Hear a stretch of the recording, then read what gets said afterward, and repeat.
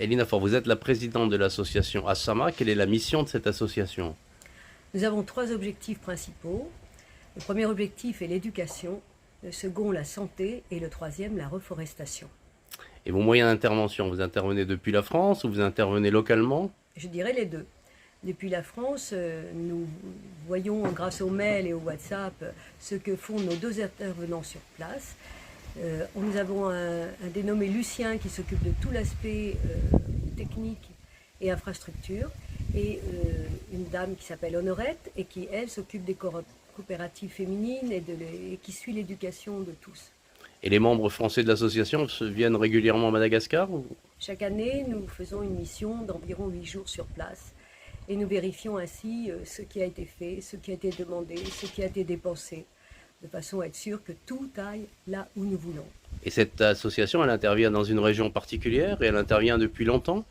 Elle intervient depuis une vingtaine d'années dans une région qui s'appelle Amboucht et qui se trouve à 6h30 au sud de Tananarive sur les hauts plateaux. Bonjour Lucien. Donc Lucien, toi, ta mission, c'est d'accompagner Asama sur le terrain ici. Tu habites à Ambouche, donc tu es là toute l'année et tu suis les projets. Donc quelles sont tes principales responsabilités? Quel est l'objectif de ton travail?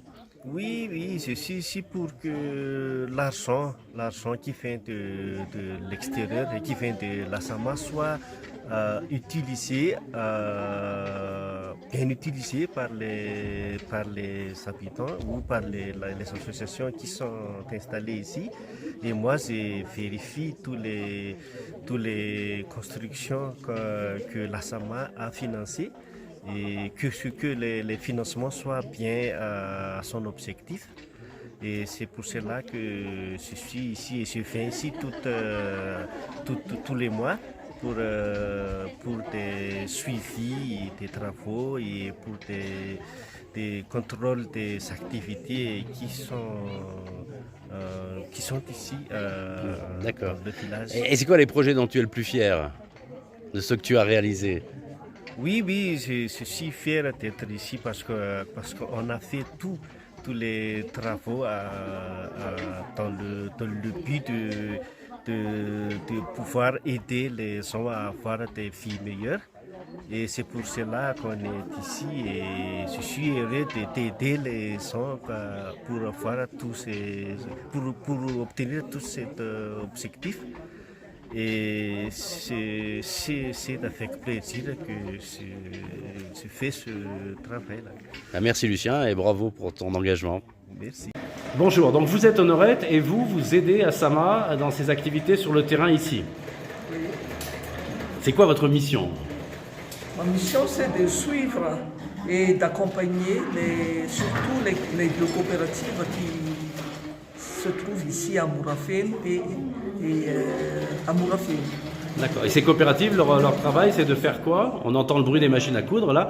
Oui, coopérative Miart fait de la couture et coopérative Sandra fait de tissage en soie.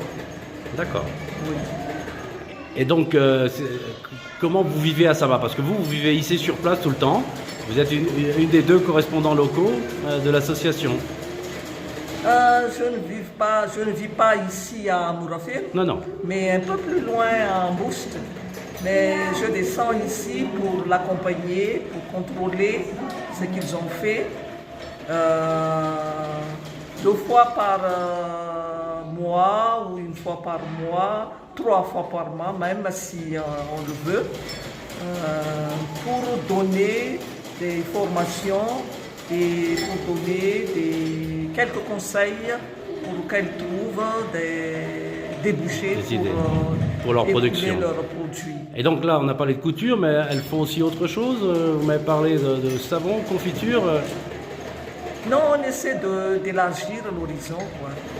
Parce qu'en brousse, c'est tout simplement les vêtements qu'on veut, mais surtout au niveau alimentaire et propreté, hygiène. Donc, c'est pour cela qu'on a l'idée de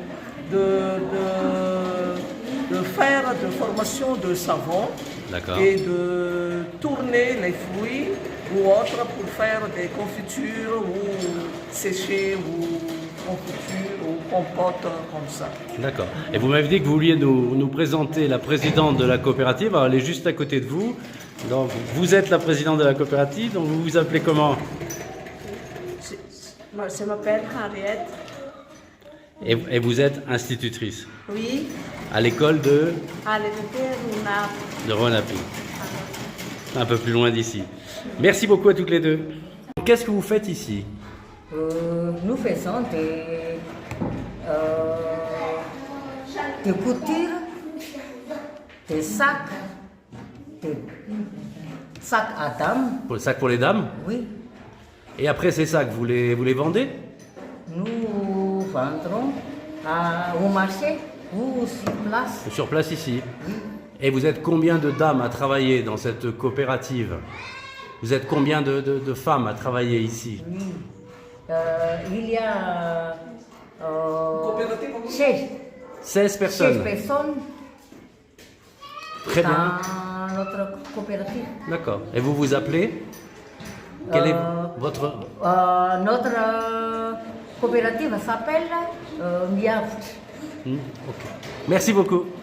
Bonjour, donc vous travaillez dans une coopérative. Quel est le nom de votre coopérative? Bonjour, le nom de cette coopérative est Coopérative Sandracha.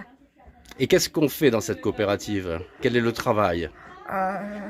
Le travail de cette coopérative, on tisse la soie sauvage. Le tissage de la soie sauvage. Tissage de soie sauvage, oui. Et qu'est-ce qu'on fait avec la soie sauvage? Quels articles vous fabriquez? Qu'est-ce que vous fabriquez? Elle fabriquait des casse-nez, des sarpes, des nappes, des tables, D'accord. semaines de tables. D'accord. Oui. Des linceuls aussi, je Des crois? lincelles, Des linceuls aussi. oui. Et où est-ce qu'on trouve la soie sauvage? La soie sauvage, Ambat Finanza. en bas de En bas de Finanza. Sado. Yussi, Ihusi. Et on trouve dans quels arbres on trouve les cocons de soie sauvage? l'arbre de tapia. L'arbre de tapia. Oui. Ok. Et vous êtes combien de personnes qui travaillent dans la coopérative? Il y a combien de personnes? Il y a 16 personnes. 16 dans personnes les qui travaillent? coopératives. Et ensuite, vous vendez ce que vous fabriquez? Oui. Et vous le vendez où? À Vendée au marché de Saint-Jean. Au marché de Saint-André. Oui. Merci beaucoup. Merci. Merci. Et voici l'école de Morafeno, donc qui a été pour partie construite par l'association Asama et qui est dans le fonctionnement et financée entièrement par l'association. Les salaires des professeurs, les salaires du personnel de la cantine, la nourriture de la cantine et puis l'entretien du bâtiment et l'entretien aussi des jardins puisqu'il y a eu des plantations qui ont été réalisées. Nous allons nous y rendre par-dessus cette barrière et donc il y a une plantation d'arbres fruitiers qui a été réalisée et qui est entretenue par des jardiniers qui sont également financés, payés par l'association Asama. Bonjour Madame Honorette, donc vous êtes la directrice de cette école. Oui, Alors comment s'appelle l'école? l'école s'appelle EPC Mourafène, Saint-Jean. Ok, et combien il y a d'élèves dans cette école? Maintenant, il y a 156 élèves. 156, Oui, qui viennent tous des environs du village ici autour. et oui, il faut quelques 2 kilomètres d'environ. D'accord. Et donc ici, ils vont à l'école, il y a aussi la cantine, ils mangent ici le midi à l'école. Le midi, ils mangent, il y a la cantine pour manger à midi. Oui, Oui, tous les midis. tous les midis. Tous les midis. Très bien, merci beaucoup. Ah oui. Bonjour Jean-Marie, donc on est ici à l'école de Ronapi. On a constaté en visitant l'école qu'il y avait beaucoup de petits arbres autour de l'école. Donc il y a des arbres qui ont été plantés. Il y a beaucoup d'arbres que nous avons plantés ici à l'EPP-RUNAP. Et pour les améliorer, nous les enseignants participer les élèves par chaque classe pour les arroser. Et le jour d'arrosage, c'est chaque mardi et jeudi matin. On a vu aussi qu'il y avait des petites branches autour des arbres. Les arbres sont paillés pour garder l'humidité, c'est ça? Oui, nous il faut mettre des bouts des arbres autour de chaque petit arbre pour garder l'humidité et pour respecter l'évaporation et pour bien pousser chaque petit arbre. Ben, merci, bravo, parce qu'on a vu beaucoup de petits arbres en très bonne forme. Et d'ici quelques années, je pense qu'il y aura une petite forêt autour de Renapi. Merci Jean-Marie.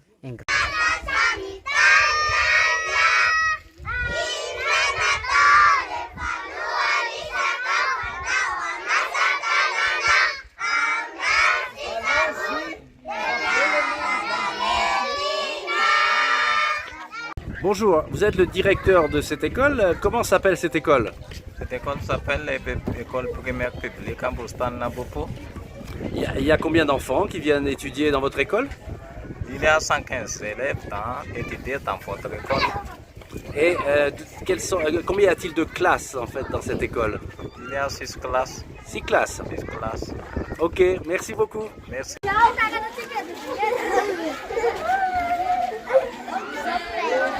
Bonjour, donc vous êtes la directrice de cette école. De quel niveau d'élèves avons-nous dans cette école?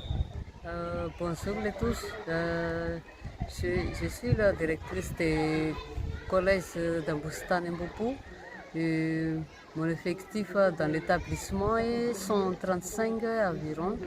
Il y a des 4 sections, 6e, 65 élèves et 5e, 24 élèves. 4e, 22 élèves et 3e, 19 élèves. Et le niveau des élèves dans mon établissement est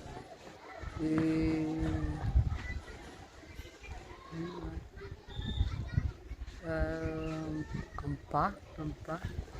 Le niveau est bon, c'est ça? Qu'avez-vous eu comme résultat au brevet des collèges? Au BEPC? Les résultats des examens par classe, bien. Bien. Et pour la 3e? Pour la 3e, pourcentage oui. dans cette année, 65%. 65% ont réussi le brevet. Réussi, oui. Et vous avez combien d'enseignants dans l'école? Il y a 9 enseignants. 9 enseignants. Okay. Et vous enseignez en français et en malgache? J'ai enseigné en bilingue, français malgache. Oui. Très bien. Merci beaucoup. Maternité. Maternité. Oui. Et là-bas? Et là, il y a le salle d'accouchement. D'accord. Qui est la salle d'accouchement. Oui, montrez-moi. D'accord, ça c'est la salle d'accouchement. Salle d'accouchement. D'accord. D'accord. Et là, c'est le frigo pour les, pour les vaccins? Pour les vaccins. Pour les vaccins. Oui. D'accord. Merci. Bonjour, Julia. Donc, où est-ce qu'on se trouve ici? Au dispensaire d'Ambumbour. Ok. Et votre rôle ici, c'est? C'est la chef CSB d'Ambouimbour. D'accord. C'est le centre de base d'Ambouimbour. D'accord. Et votre métier, donc, c'est d'être? Infirmière. Infirmière? D'accord. Et vous êtes la responsable du dispensaire? Je suis responsable du dispensaire d'Ambumbour. D'accord. Et dans ce dispensaire, donc, viennent des gens qui sont malades et des femmes qui viennent accoucher? Pendant un mois, les malades, 200 de malades. Il y a environ 200 malades chaque mois? Oui, oui. Et accoucher dans un mois, 20 ou 15 accouchements. Ok, 200 malades et une vingtaine d'accouchements. Et les accouchements, c'est pareil toute l'année ou il y a des périodes où il y a plus d'accouchements? Il y a des périodes. Et c'est quand la période? Mars, avril, mai. Et pourquoi est-ce que les enfants ils naissent plus à cette période qu'à d'autres périodes? Parce qu'il y a beaucoup de riz. Et donc les parents s'organisent pour que les enfants naissent au moment où il y a beaucoup de riz? Oui, beaucoup de riz. D'accord, d'accord, c'est sympathique. Ok. Et vous, vos grandes difficultés, c'est quoi ici? Si quelqu'un est gravement malade, et que vous pouvez pas le soigner, qu'est-ce qui se passe? Il part ailleurs, à l'hôpital ou? Je soigne ici pendant...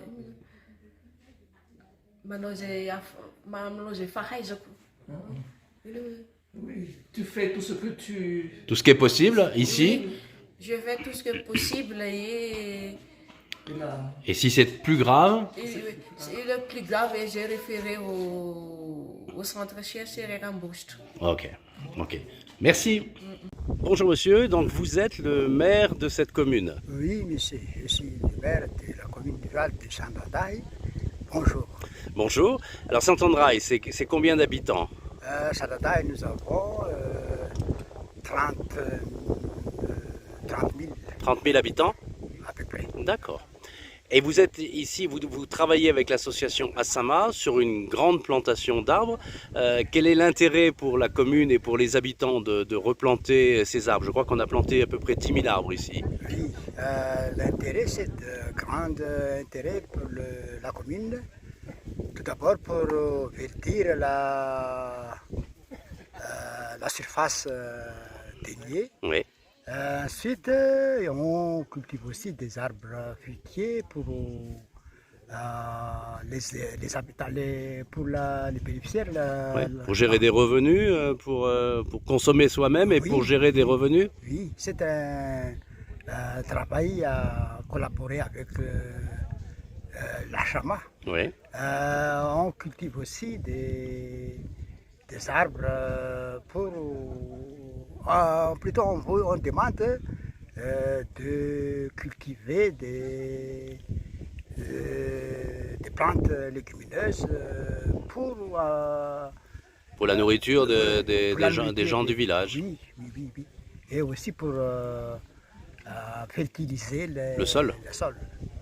Merci beaucoup. Bonjour, donc vous êtes un spécialiste de l'agroforesterie et donc ici vous aidez Assama. Quel est votre rôle? Notre association s'appelle Thierry Parma et notre rôle ici c'est d'appuyer les paysans à faire de l'agroforesterie, c'est-à-dire mélanger sur leur terre des arbres fruitiers et des arbres forestiers, de façon qu'on améliore les sols.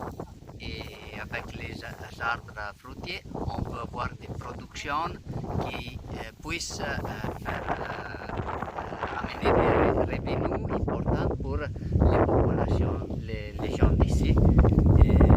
Vous voyez, les gens d'ici ne connaissent pas encore très bien comment produire des composts, par exemple. Et donc, on leur appuie, on leur explique, on leur enseigne. Il y a tout un travail de formation. Travail de formation pour planter des plantes comme la cispagna, la tefrosia et des autres espèces avec lesquelles on peut ramasser des feuilles et produire et les mélanger avec les fourrures des vaches et avoir plus de compost que celles qu'on a normalement. Comme ça, les gens, au lieu de dépenser de l'argent pour prendre des fumures, beaucoup de fumures de vache, ils vont les produire eux-mêmes. D'accord. Et en termes de résultats ici, on a combien d'arbres au total alors à peu près qui sont arrivés dans le cadre de ce programme? On a commencé depuis une année, on a mené environ 1000 plantes d'arbustes de au moins 7 espèces différentes. Il y a du café, du manga, des ravinzara, des palissandres, des tabulo et des tefrosia. Et après, on a acheté aussi des 1000 plantes de café chez notre producteur de plantes. Et quand même, on a envie d'arriver à produire cette année dans la pépinière que c'est ici à côté, 5000 plantes, parmi lesquelles une partie viendra plantée sur cette terre. Et une partie viendra distribuée aux paysans qui habitent aux alentours. Et dans le même temps, on a fait de la formation aux paysans parce que ce qu'on voit ici sur cette terre démonstrative, on doit les reproduire chez eux. Et on va commencer. On a vu une difficulté cette année que les gens, on avait leur expliqué, on les avait poussés à planter beaucoup de tefrosia, beaucoup de cispagna, et par contre, ils n'ont pas compris que ça serve au café à pousser quand on va planter les cafés. Donc la réussite c'est très bas, respect à la Tefrogale Sesbania. Donc les gens, ils auront planté des cafés au mois de novembre, en plein soleil. Il n'y aura pas l'ombre qui va les protéger. Et ça c'est difficile de faire comprendre aux gens. Il faut aller petit et petit. Donc on plantera du café avant et après on plantera la Tefrogale Sesbania au mois de février quand tombera la pluie. Merci, c'est un projet passionnant. Merci beaucoup. Oui.